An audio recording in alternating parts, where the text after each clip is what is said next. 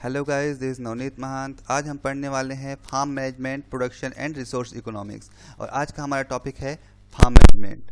आज हम बात करेंगे फार्म मैनेजमेंट होता क्या चीज़ है, इसका मीनिंग, डेफिनेशन तथा अन्य विज्ञान के साथ में इनके संबंध। गाइस, मैनेजमेंट दो शब्दों से मिलकर बना हुआ है। फार्म मैनेजमेंट के रूप में देख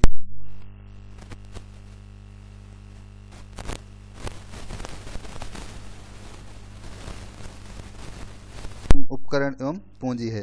ये सभी कारक सीमित मात्रा में उपलब्ध होते हैं तथा मैनेजमेंट का अर्थ होता है, या फिर मैनेजमेंट मतलब प्रबंधन शब्द से अभिप्राय है उत्पादन के इन सीमित कारकों को इस ढंग से संगठित एवं उपयोग में लाना जिससे कि फार्म के स्वामी अर्थात किसान को अधिकतम लाभ प्राप्त हो सके। किसान का मुख्य उद्देश्य फार्म से अधिक लाभ प्राप्त करना होता है। वास्तव में भूमि, श्रम, उपकरण व पूंजी के समान ही प्रबंधन स्वयं उत्पादन का मुख्य कारक होता है, क्योंकि प्रबंधकीय योग्यता है किसान की सफलता की कुंजी मानी जाती है। दोस्तों, अगर हम डेफिनेशन की बात करें, इसके परिभाषा, तो फार्म मैनेजमेंट को अलग अलग अर्थशास्त्रियों ने अपने तरीके से अलग अलग डिफाइन किया है। ग्रे के अनुसार एक फार्म में सफलतापूर्वक प्रबंधन की कला को, जिसे लाभांश के पैमाने द्वारा मापा जाता है, फार्म प्रबंधन कहलाता है। इसी प्रकार से J.N. एफरसन के अनुसार अधिकतम कार्य क्षमता एवं निरंतर लाभ के दृष्टिकोण से फर्म के संगठन एवं संचालन का विज्ञान फार्म प्रबंधन कहलाता है। इन्हीं के आधार पे हम कह सकते हैं कि फार्म मैनेजमेंट वह विज्ञान है जो कि किसी संस्था या फार्म के संगठन तथा ऑपरेशन की अध्ययन करता है, जिससे कि किसान को लगातार तथा अधिक से अधिक लाभ प्राप्त हो सके। दोस्तों, फार्म मैनेजमेंट के कुछ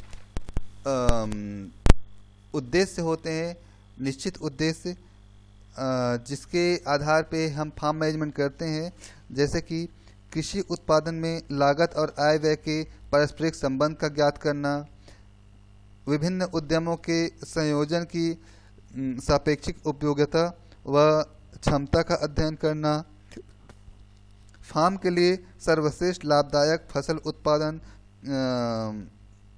तथा पशुपालन विधियों तथा इनके लाभदायक उपयोग का ज्ञात करना, प्रति हेक्टेयर तथा प्रति क्विंटल उत्पादन लागत ज्ञात करना, फर्म की उत्पादन क्षमता तथा श्रमिकों की कार्य क्षमता बढ़ाने के उपायों को ज्ञात करना, प्रक्षेत्र व साधनों व भूमि उपयोग का अध्ययन करना, फार्म के विभिन्न उद्यमों व उपकरणों का या फिर उपजों का सापेक्षिक आय व्यय का ज्ञान प्राप्त करना, ये सब इसके उद्देश्य हैं। इनके आधार पर हम कह सकते हैं कि फार्म मैनेजमेंट का मुख्य उद्देश्य या फिर मुख्य एम लाभ एवं उत्पादन क्षमता बढ़ाने की विभिन्न विधियों का ज्ञात करना होता है। इन सभी उद्देश्यों को निम्न 3 लक्ष्यों द्वारा अध्ययन संभव है। अधिक उत्पादन कैसे करें, कृषि उपजों का अधिक मूल्य कैसे प्राप्त करें तथा उत्पादन लागत में कमी कैसे हो। दोस्तों, फार्म मैनेजमेंट के कुछ स्कोप हैं, जो कार्य क्षेत्र हैं, कुछ इस प्रकार से हैं कि फार्म प्रबंधन सूक्ष्म अर्थशास्त्र के रूप में माना जाता है। एक सूक्ष्म अर्थशास्त्र है, क्योंकि यह व्यक्तिगत क्षेत्र का अध्ययन पर ध्यान केंद्रित करता है। फार्म मैनेजमेंट के अंतर्गत कौन से फसल को कब लगाना है, कैसे लगाना है, कौन से औजार का उपयोग किस प्रकार से करना है तथा उसमें उपयोग किए जाने वाले फर्टिलाइजर्स, इन सभी का अध्ययन करना। फार्म मैनेजमेंट या फिर फार्म प्रबंधन विषय जो है अनुसंधान, शिक्षण और विस्तार जैसे पहलुओं को शामिल करता है। अगर हम रिसर्च के क्षेत्र में, अनुसंधान के क्षेत्र में बात करें, तो किसानों की आर्थिक समस्याओं का अध्ययन किया जाना चाहिए और डेटा भी दर्ज किए जाने चाहिए। इसके लिए फार्म प्रबंधन आवश्यक होता है। खेत प्रबंधन में हम काश्तकारों की समस्याओं का गंभीर रूप से अध्ययन करते हैं और समाधान देते हैं। अनुसंधान को हम कुछ बिंदुओं अनुसंधान में हम कुछ विशेष बिंदुओं का अध्ययन करते हैं, कुछ विशेष बिंदुओं का हम कवर करते हैं, जैसे कि इनपुट आउटपुट सह दक्षता, विभिन्न उद्यमों का तुलनात्मक अर्थशास्त्र इत्यादि। इसी प्रकार से अगर हम शिक्षण के क्षेत्र में देखें तो फार्म प्रबंधन शिक्षा का एक छोटा विषय होता है जो कि लगभग सभी कृषि विश्वविद्यालयों तथा महाविद्यालयों में पढ़ाया जाता है। यह एमएससी तथा पीएचडी लेवल का बहुत ही महत्वपूर्ण सब्जेक्ट होता है, बहुत ही महत्वपूर्ण विषय होता है। अगर हम एक्सटेंशन तथा प्रसार के क्षेत्र में देखें तो फार्म प्रबंधन के परिणामों को काश्तकारों द्वारा ज्ञात किया जाना चाहिए, उन्हें प्रदर्शनों के माध्यम से प्रशिक्षित किया जाना चाहिए। विभिन्न प्रकार के खेत उद्यमों में प्रगतिशील किसानों के लिए फार्म प्रबंधन में लघु पाठ्यक्रम संचालित किए जाने चाहिए। इस प्रकार कृषि आय में सुधार के लिए अनुसंधान, शिक्षण में और विस्तार मदद करने के लिए जो फार्म मैनेजमेंट है वो अति आवश्यक होता है। दोस्तों, फार्म मैनेजमेंट का अन्य विज्ञानों के साथ जैसे कि भौतिक विज्ञान, जैव विज्ञान इत्यादि के साथ विशेष संबंध होते हैं। अगर हम बात करें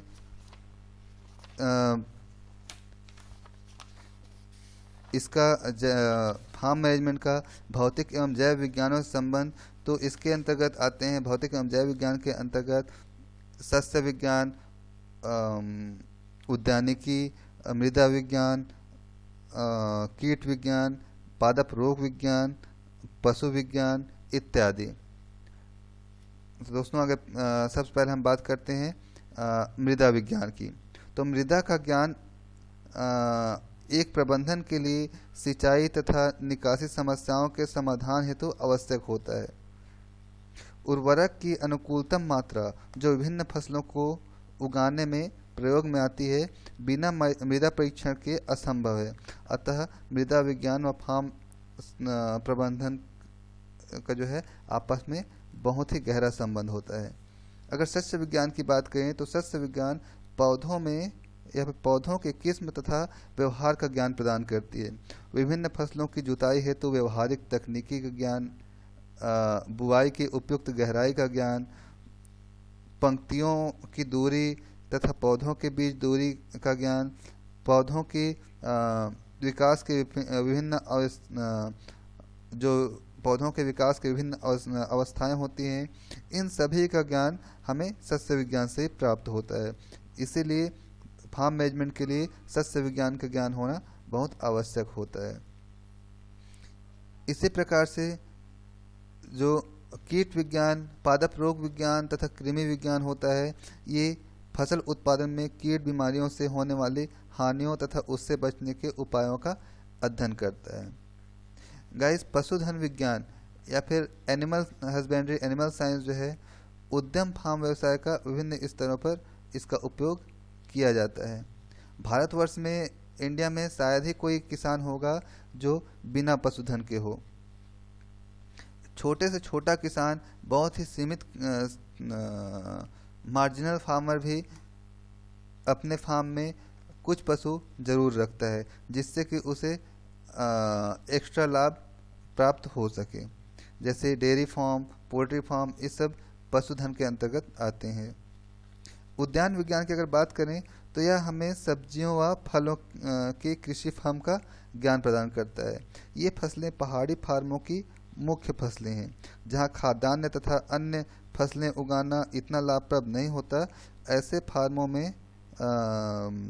ऐसे फार्मों का प्रबंधन उद्यान विज्ञान के ज्ञान द्वारा किया जाता है।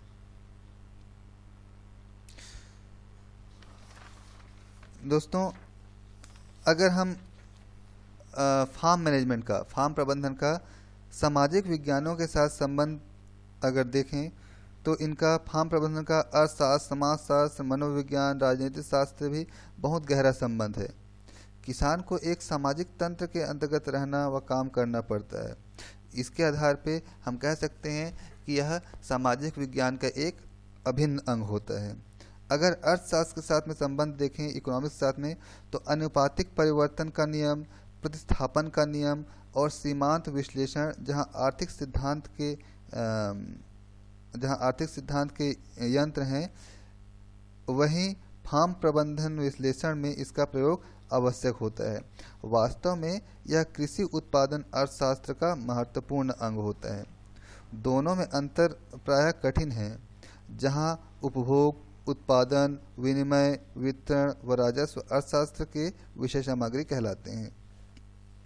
दोस्तों, वहीं अगर हम समाजशास्त्र में के साथ में अगर संबंध देखें, तो समाजशास्त्र समाज की प्रचलित प्रथाओं, आदतों, सामाजिक मूल्यों, सामाजिक स्तरीकरण का फार्म प्रबंधन पर गहरा असर पड़ता है। फार्म प्रबंधन निर्णय भी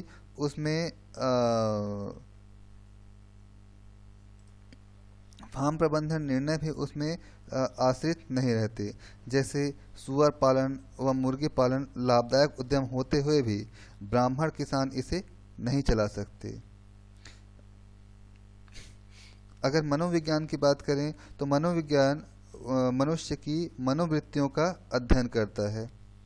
फार्म प्रबंधन के निर्णय लेने की प्रक्रिया में कई मनोवैज्ञानिक पहलुओं, जैसे कि जोखिम उठाने की वृत्ति, अनिश्चितता में कार्य क्षमता आदि, निर्णय लेने की क्षमता का भी विशेष रूप से ध्यान रखा जाता है, या फिर ये विशेष रूप से फार्म मैनेजमेंट को प्रभावित करता है। आज के लिए दोस्तों बस इतना ही। धन्यवाद।